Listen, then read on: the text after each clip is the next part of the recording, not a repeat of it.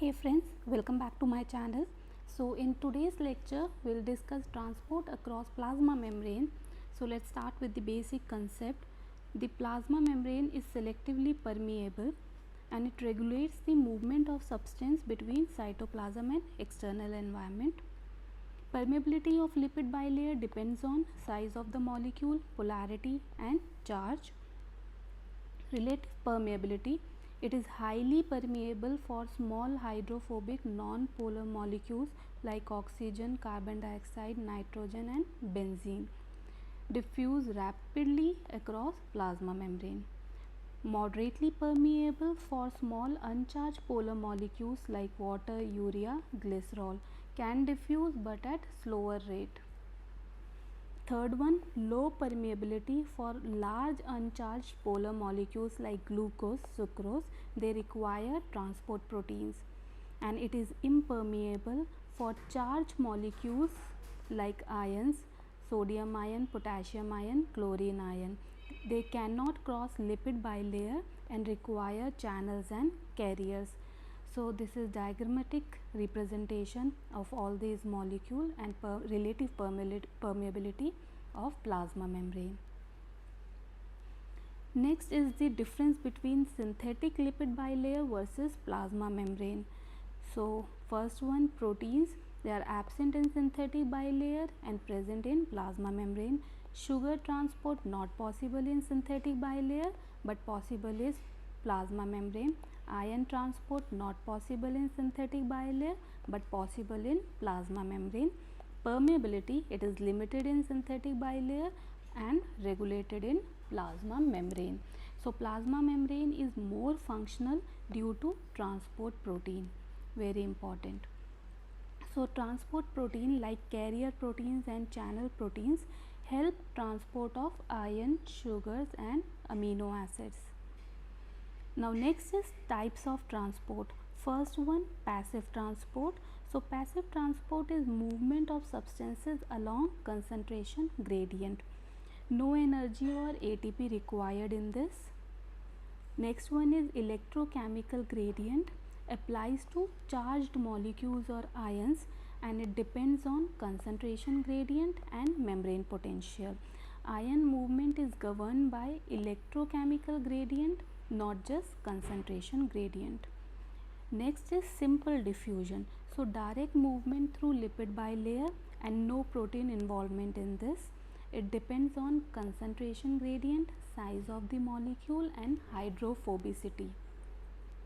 Rate of diffusion is directly proportional to concentration gradient and lipid solubility, or we can say hydrophobicity.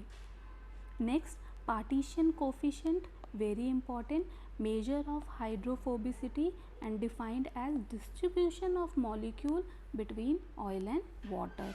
Higher partition coefficient is equal to higher membrane permeability and it is indicator of diffusion ability. This is important.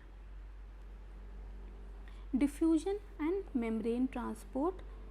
So for this we have fixed law of diffusion where J is flux or rate of movement per unit area, D is diffusion coefficient, concentration difference and delta X is distance membrane thickness.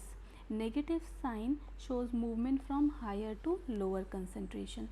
So this formula is important. Simple diffusion is movement of molecules directly through lipid bilayer. It is non-selective process. Molecule diffuse until equilibrium is reached.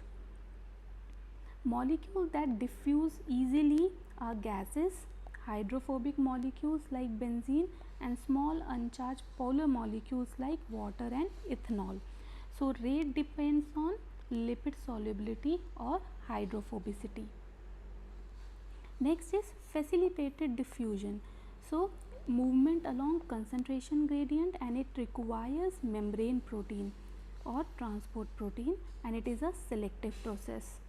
So type carrier protein and channel protein much faster than simple diffusion and it transport polar molecules, charged molecules, example glucose, amino acid, nucleotide and ions.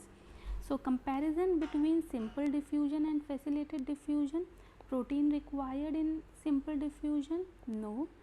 And in facilitated diffusion? Yes. Simple diffusion selectivity? No. In facilitated diffusion? Yes. Rate is slower in simple diffusion, faster in facilitated diffusion. Saturation is not there in simple diffusion and it is there in facilitated diffusion. So Vmax is there. So facilitated diffusion show Vmax, all carriers occupied. So this is the graph showing facilitated and simple diffusion. On the x-axis we have concentration difference across plasma membrane and on the y-axis we have rate of transport. So we get a linear increase in simple diffusion and increase then plateau in the facilitated diffusion.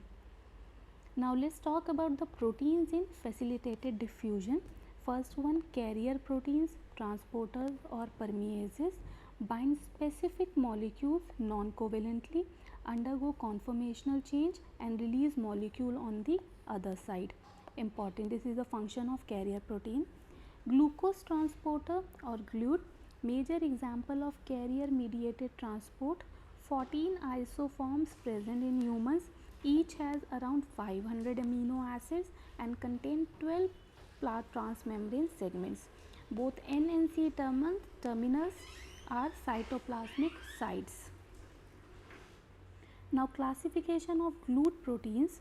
Class 1 GLUT 1 to 4 and 14, class 2 GLUT 5, 7, 9, 11 and class 3 GLUT 6, 8, 10, 12.